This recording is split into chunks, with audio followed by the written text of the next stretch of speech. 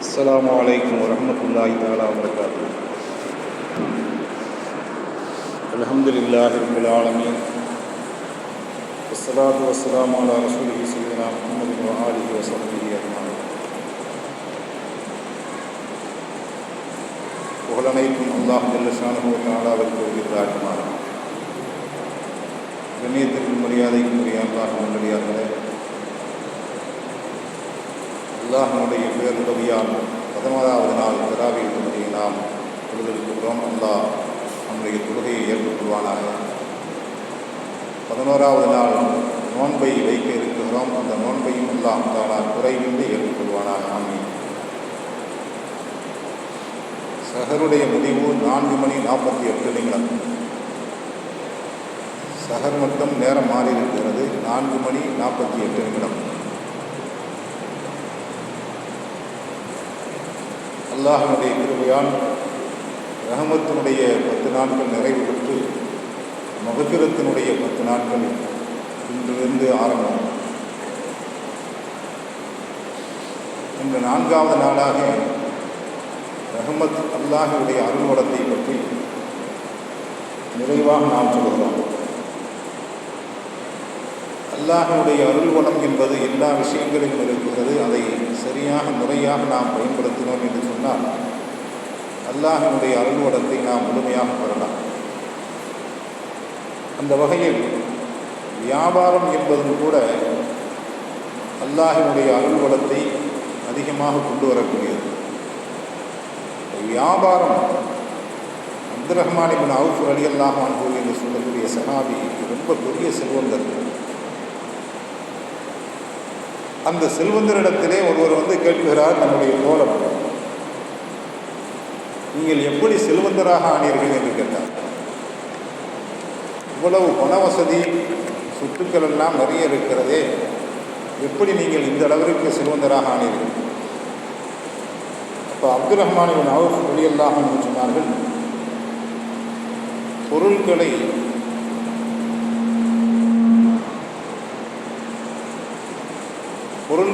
குறைந்த லாபத்திற்கு நான் விற்பேன். அதிக லாபம் அதில் எடுத்துக்கொள்ள மாட்டேன். அதே போல மக்களுக்கு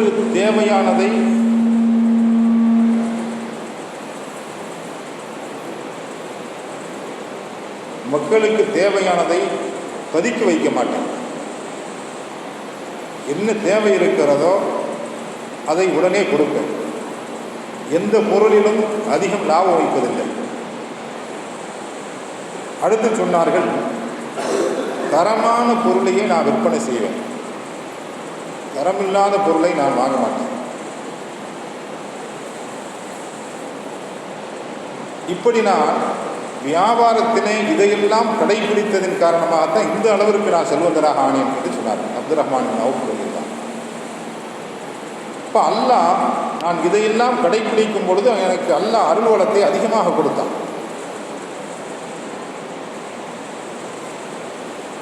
அதே போல நம்முடைய பொருள் பணம் காசுகள் ஹலாலாக இருக்க வேண்டும்.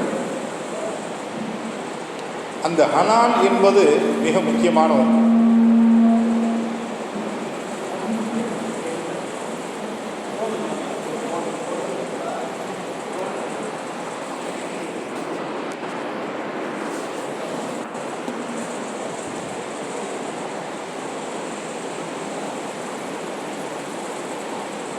நாம் நம்முடைய பொருள் ஹலாலாக இருந்தது என்று சொன்னாலே அதிலேயும் பெரிய அருள்வளத்தை கொடுக்கலாம்.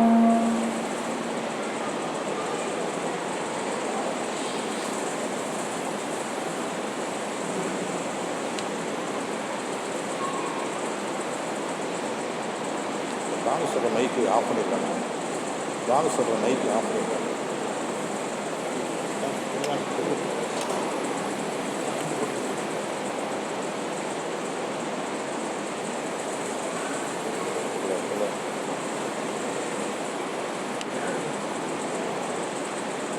ஹலோ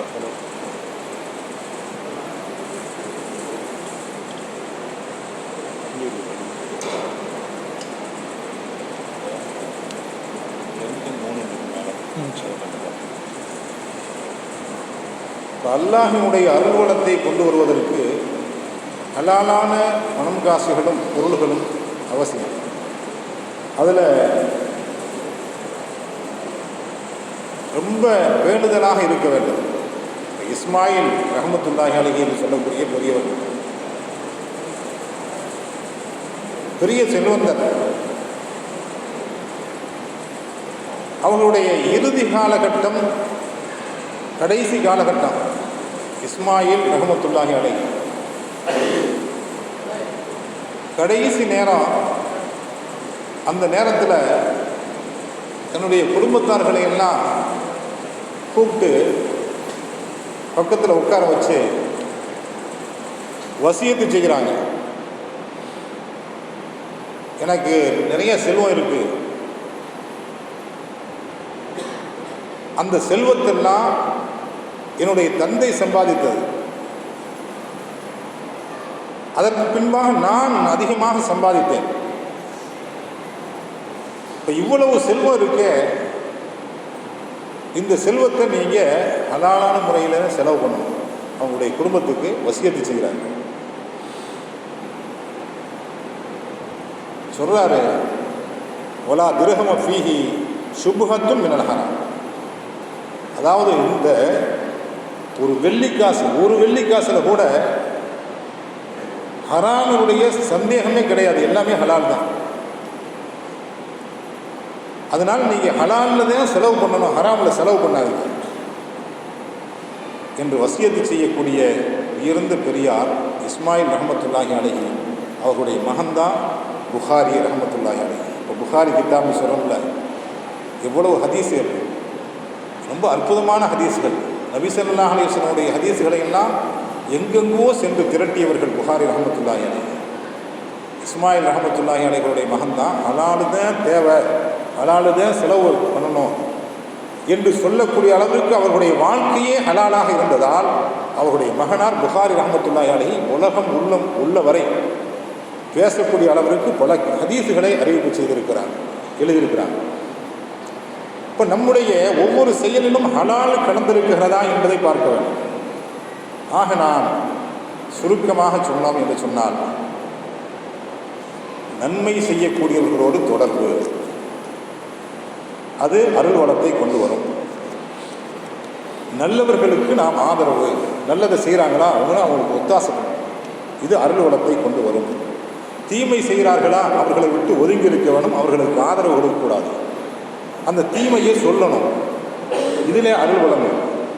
நம்ம சொல்லலை, அந்த தீமை செய்யக்கூடியவர்களோடு நாம் ஆதரவாக, அனுசரணையாக, உதவியாக இருந்தோம் என்று சொன்னால் நம்முடைய அருள் வளம் போய்விடும். யார் அதிகமாக நன்மைகளை செய்கிறார்களோ அல்லாஹ் அவர்களுக்கு ரிஸ்க், அதாவது அதிகமான ஆயுள் என்று சொல்லக்கூடிய அருள் வளத்தை தருகிறார், நீண்ட நாள் இருப்பாங்க. யார் அதிகமாக பாவம் செய்கிறார்களோ அவர்களுக்கு ஆயுள் குறைவு என்று சொல்லக்கூடிய அருள் வளத்தை அல்லாஹ் கொடுக்குறான். அது அருள் வளம் இல்லை, அல்லாஹ் அந்த வயசை குறைக்கிறான். இப்போ அருள் வளம் இல்லாமல் போகிறது. இதுதான் சுருக்கமான கருத்து. ஆக நாம் அதிகமாக நன்மைகளை செய்தால் நீண்ட ஆயுளோடு வாழலாம், இன்னும் அதிகமாக நன்மைகளை செய்யலாம். அல்லாஹ் ஆயுளை அதிகமாக கொடுப்பதும் பெரிய பரக்கத்து கொடுத்து வைத்தவர்கள். ஏன்னா இன்னும் நன்மை நிறைய செய்ய இருக்கிறோம். அதனால் பாவம் செய்யக்கூடியவர்களுடைய தொடர்பை கொஞ்சம் கொஞ்சமாக தள்ளி போயிடுவோம். தெரியுது நம்மளுக்கு, மார்க்கத்திற்கு புறம்பாக செய்கிறாரு, மார்க்கத்துக்கு கட்டுப்படலை, மார்க்கத்தினுடைய அந்த அனுஷ்டாங்களை அவர் செய்யாமல் இருக்கிறாரு என்று சொன்னால் சொல்லுவோம், இல்லாவிட்டால் ஒதுங்கிடுவோம், இல்லாவிட்டு நம்முடைய அருள் வளம் போயிடும். நமக்கு அல்லாஹ் கொடுக்கக்கூடிய பரக்கத்து இல்லாமல் போயிடும். இப்போ நல்லவர்களோடு தொடர்பு வைத்துக் கொள்வோம். அப்படி தொடர்பு வைப்பதன் மூலமாக அந்த நல்ல செயல்கள் நமக்கும் அதனுடைய தொடர்பு ஏற்படும். சரி, அவர் செய்கிறார், நம்மளும் செஞ்சு பார்ப்போம். அவர் இவ்வளவு தர்மம் செய்கிறாரு, நம்ம அதில் ஏதாவது கொஞ்சத்தை செய்வோம், இவ்வளவு பழகணும் அவரை என்று சொல்லுவார்கள். உதாரணம், இந்த பூக்காரன் கூட பக்கத்திலே உட்கார்ந்தா அந்த நறுமணம் நமக்கும் வீசுமா. இதே போல் நாம் நன்மைகளை அதிகமாக செய்வோம், நீண்ட ஆயுளோடு வாழ்வோம். நல்லவர்களோடு தொடர்பு வைத்துக் கொள்வோம். அப்போது அருள் வளங்கள் நமக்கு கிடைக்கும். அல்லாஹு தாலா அத்தகைய உயர்ந்த பாக்கியத்தை நம் அனைவர்களுக்கும் தந்தல்வானாக. ஆமீன் ஆமீன். வாஹிர் தவானா அல்ஹம்துலில்லாஹி ரப்பில் ஆலமீன். பிஸ்மில்லாஹிர் ரஹ்மானிர் ரஹீம். அல்லாஹும்ம ஸல்லி அலா ஸய்யிதினா முஹம்மது வ அலா ஆலி ஸய்யிதினா முஹம்மது முபாரிக் வ ஸல்லிம் அலைஹி. اللهم بلغ مرادنا ومراد المسلمين وقض حاجاتنا يا قاضي الحاجات واشف مرضانا وطول حياتنا برحمتك يا ارحم الراحمين. اللهم زدنا ولا تنقصنا ولا تسلط علينا من لا يرحمنا برحمتك يا ارحم الراحمين. ربنا آتنا في الدنيا حسنة وفي الآخرة حسنة وقنا عذاب النار. صل على النبي محمد وآله وأصحابه أجمعين والحمد لله رب العالمين.